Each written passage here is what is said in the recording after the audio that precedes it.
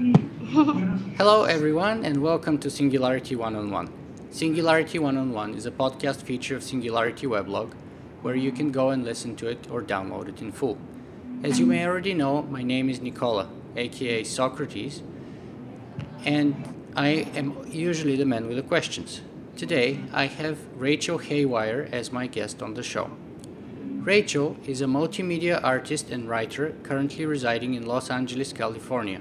She is the founder of the Human 2.0 Council, which is a transhumanist network of artists and students on the edge of society and media.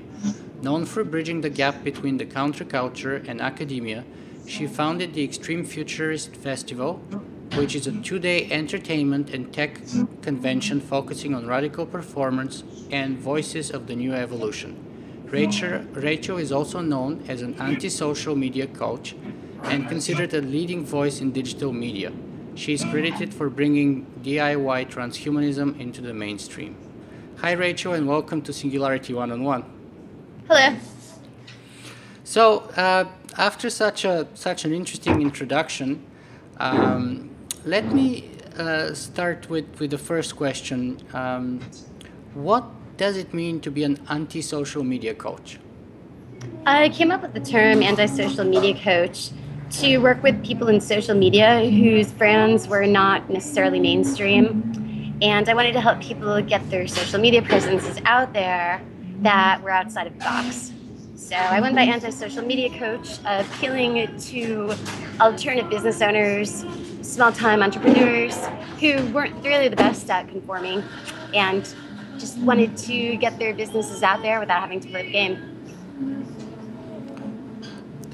Very interesting, and I've never heard the term before. So you said you coined it yourself? I did. And it was a parody at first. I was just making fun of social media, and I said, well, we should have anti-social media. And then eventually I just went by anti-social media coach and, give it a go.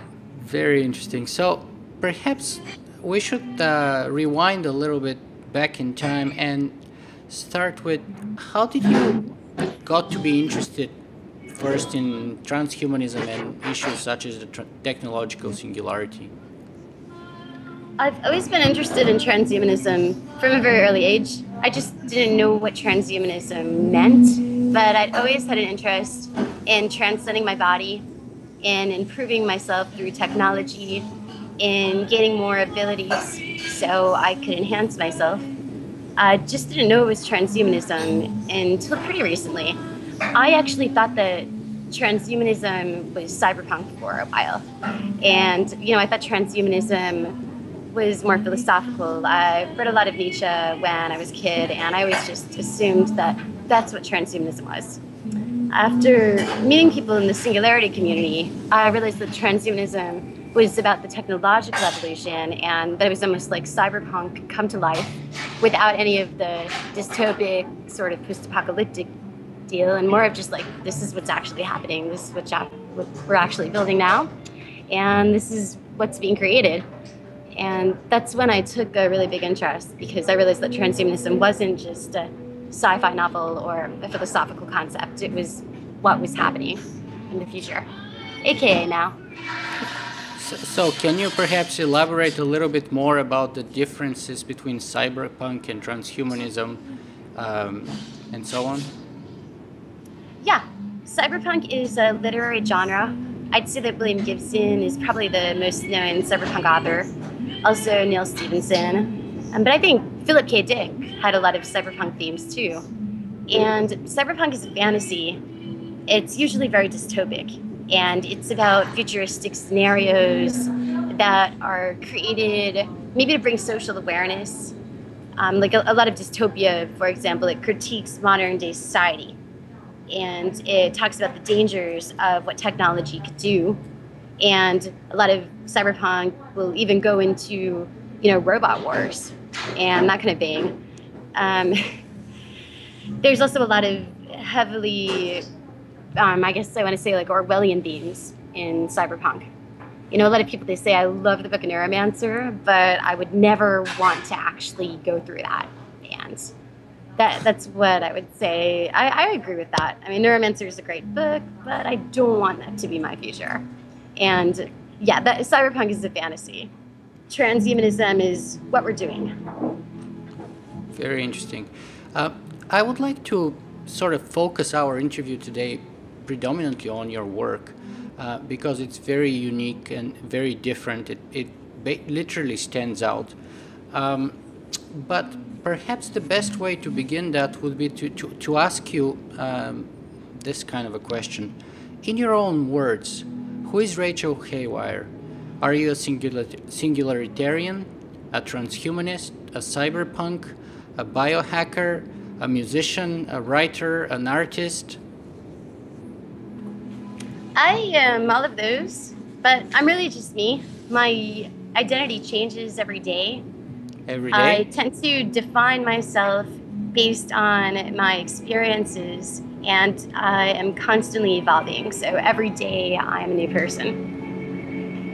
But if I had to sum up who is Rachel Haywire in one sentence, I'd call myself an extreme futurist. Extreme futurist. That's very interesting. So, how does this connect with the Extreme Future Fest that you're organizing with Michael Anisimov and others? Or I mean, why don't you just tell us a little more about the Extreme Future Fest? Okay, it's actually just me and Michael. We've done all of this ourselves, and yeah, we've been working really, really hard on this. And you know, having only 2 people work on an event, you do everything. So we've just been working our asses off. And I originally defined myself as an extreme futurist because I feel that that kind of fits me in terms of what I'm about. I want to see the future taken to the extreme. I'm very inspired by the early futurist movement in Italy, and I'd like to apply futurism to modern day. Now let me just grab one point here that you just made. Did you say the early futurist movement in Italy? Yeah, the Italian futurist movement. Writers like Marinetti and musicians like Luigi Russolo who were composing noise. Mm-hmm. It wasn't called noise music then, but they were making music out of found objects and random samples of things that they encountered every day in society. And what would you say to those critics who say that, for example, Marinetti was a known fascist? I would say that I strongly disagree with fascism. I've been fighting against fascism as a Jewish musician for some time. I run a group called RANT. It stands for Rivet Heads Against Nazi Thugs, and the purpose is to get fascists out of the industrial subculture. I'd say that fascism is not something that I want. I'm anti-fascism. And just because somebody is a fascist does not mean that they don't have good ideas that are not fascist. Marinetti's ideas on futurism were not genocidal. Mm-hmm. That's very interesting. So in your opinion, there's no contradiction there. You can still embrace some ideas and refuse others. In other words... yeah. That's interesting. So then, I wonder, doesn't that lead us to, I think it was Cicero who said, "Do as I say and don't do as I do." Isn't there a kind of a hypocrisy in a way? Yeah, I think there is. And as long as you're not hurting anybody, if you support an idea that was connected to fascism,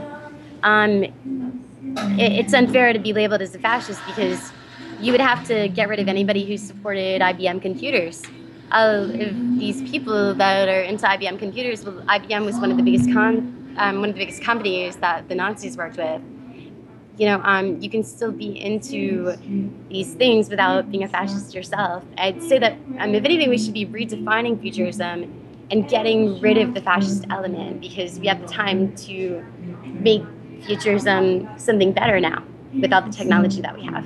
Mm-hmm. Okay, let's move on a little bit more in depth about the event. Why don't you tell us when is the date and what are the details for all the people who may be interested in attending? And what is the general goal, program, etc.? Cool. So the event is actually happening in less than a week. It's on the 16th and the 17th of this month, and that's right here in LA. The hotel that we have is, it's in Marina Del Rey, and it's the Courtyard Marriott, and it's a really beautiful hotel. And the first day, we're actually having it at the art mansion that Daniel Finfer runs, and it's a really beautiful art space, and there are a lot of paintings there, and we're having a pool party over there too. So Friday, the first day, we're having a pool party. We're having a cyborg fashion show, and we're also screening Transcendent Man, the Ray Kurzweil film. And it's kind of like the meet and greet day. On Friday, everybody's going to be talking and getting to know each other. And Saturday at the Courtyard Marriott, that's going to be where all of the speakers and the bands are. Now, we have a lot of speakers and we have a lot of bands. We're going to have the speakers first. And if you go to extremefuturistfest.info and you click on program, you can see the lineup that we have.